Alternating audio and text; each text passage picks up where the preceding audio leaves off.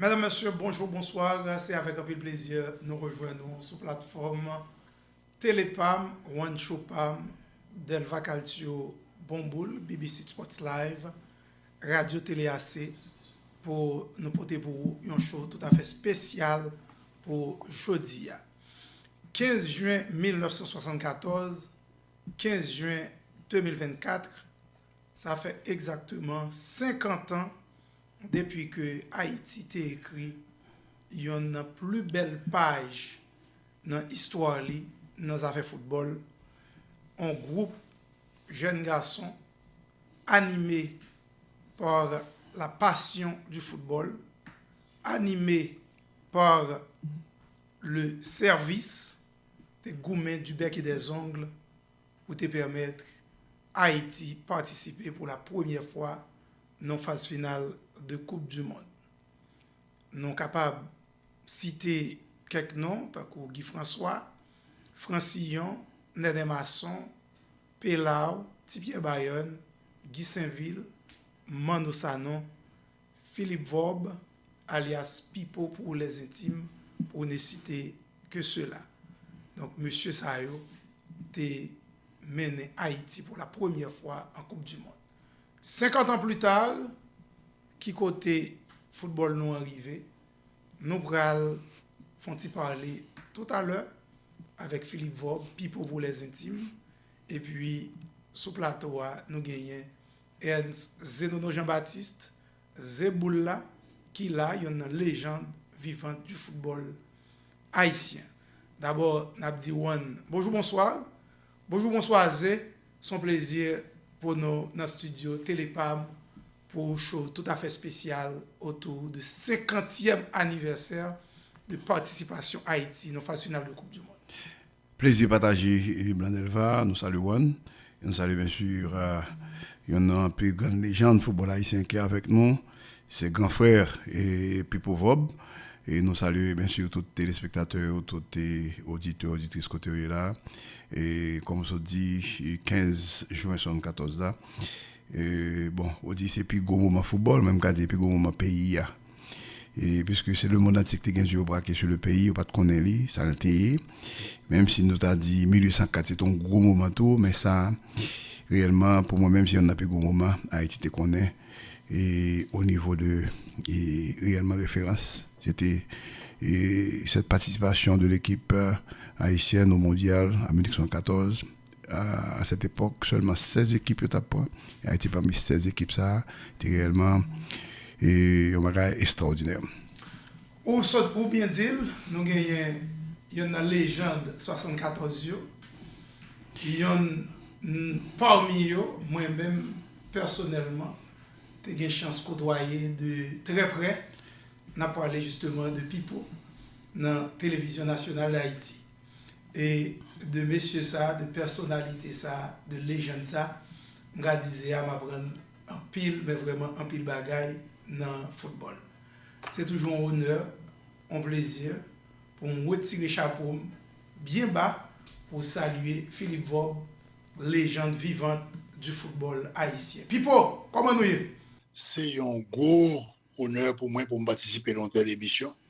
Surtout qu'au soit dit là, à la veille de nos 50 ans, ça fait 50 ans Haïti dans la Coupe du Monde, ce qui est pas seulement en référence, mais sur qu'on connaît Zénon Télé, sur exploit monumental.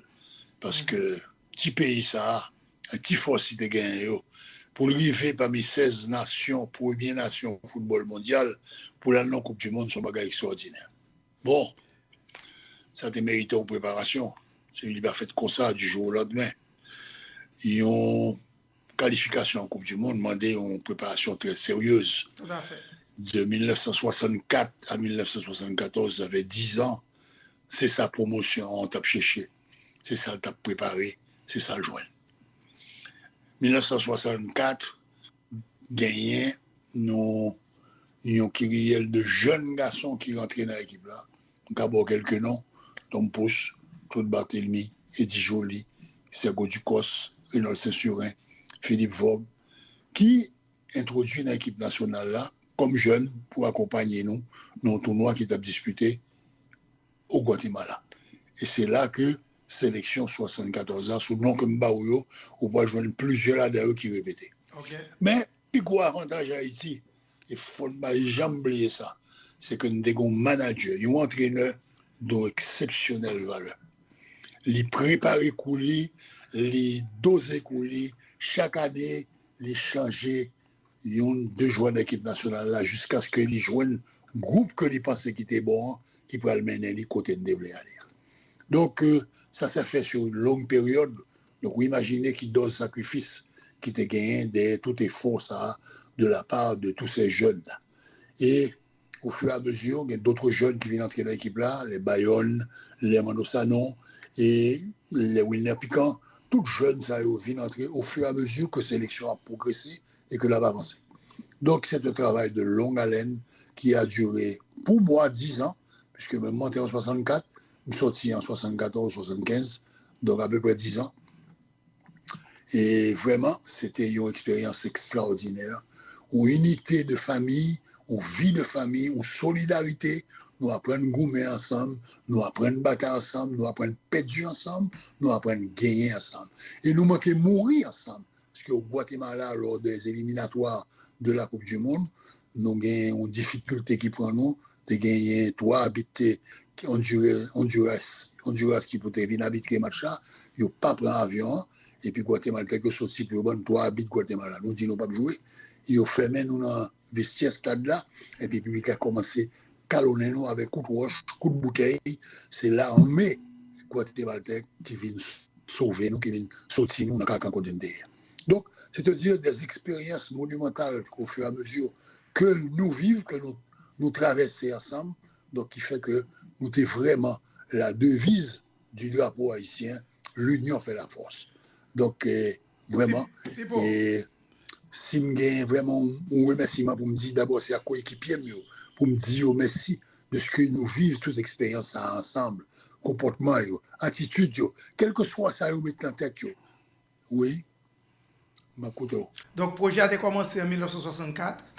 6 ans plus tard, soit en 1970, la petite histoire révélait que nous étions à 2 doigts pour nous qualifier pour Coupe du Monde 1970 là. Donc, c'est la défaite qui renforçait nous encore davantage. Nous arrivons à 2 minutes de qualification et voilà que nous avons perdu son but. Vraiment stupide. Son but extrêmement stupide. Il manqué 2 minutes pour le match fini. Si le match a fini 0-0, c'est Haïti qualifié. Et puis, Salvador Baïgola, un dernier corner à la 118e minute.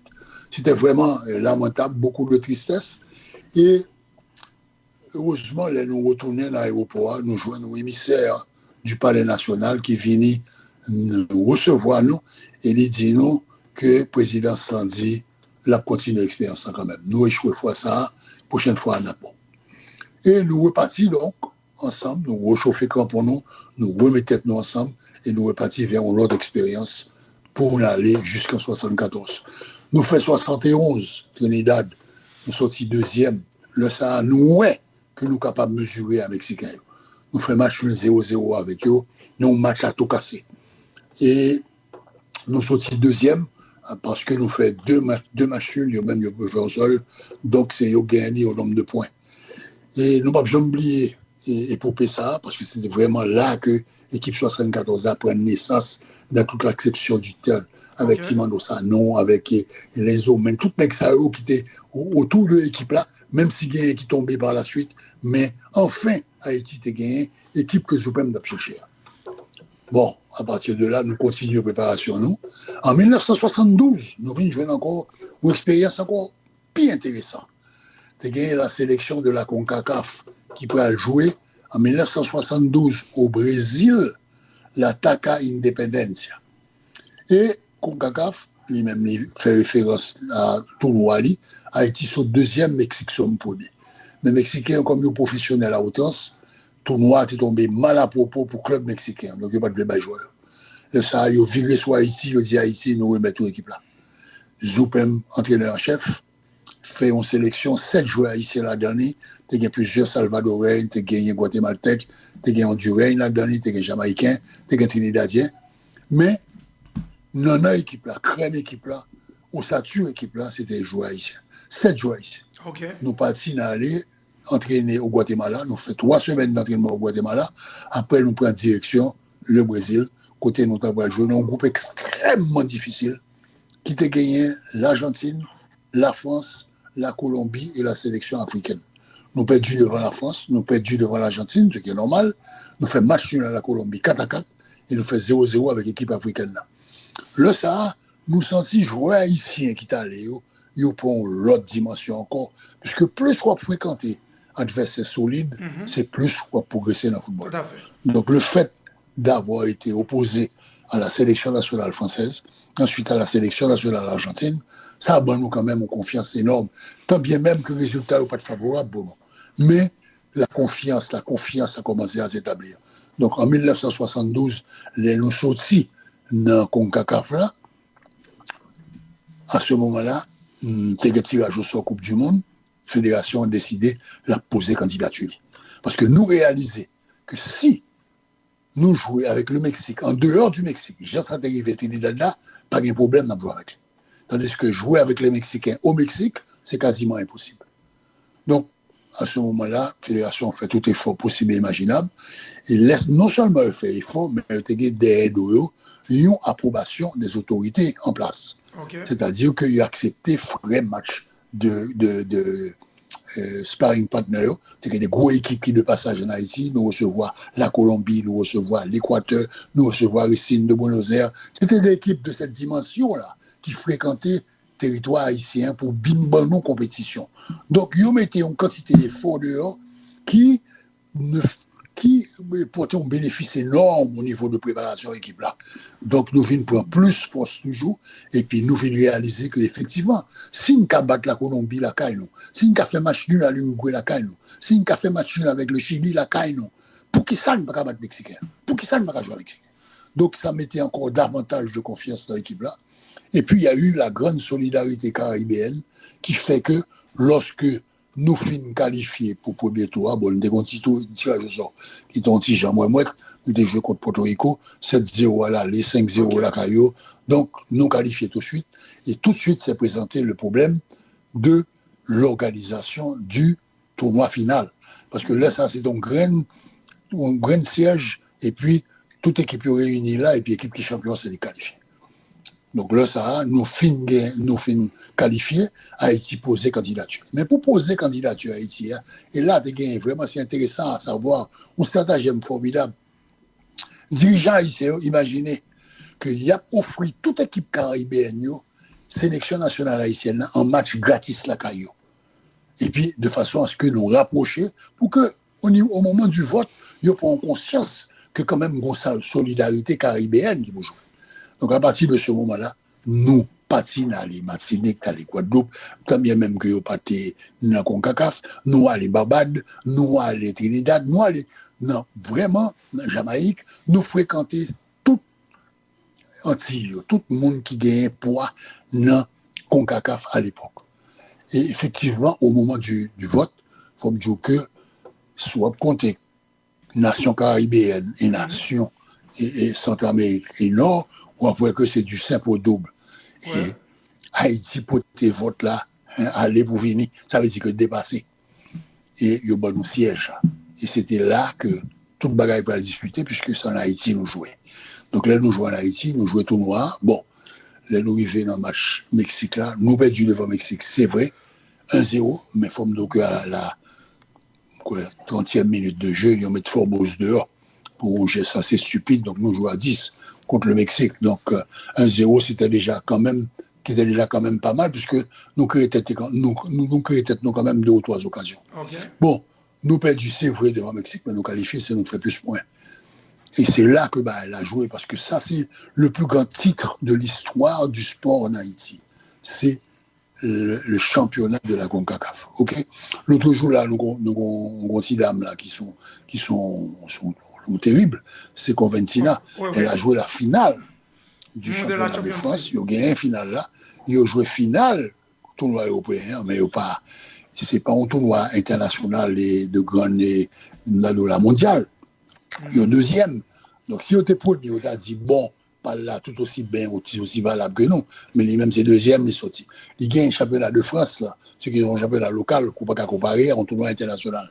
Ouais. Donc, souffler le fait que Haïti, c'est médaille d'or, il était gagné dans le tournoi, ça veut dire que Haïti, c'est plus gros titre que le jamais remporté. Bon, par contre, c'est des titres karaté ou bien titres individuels, même.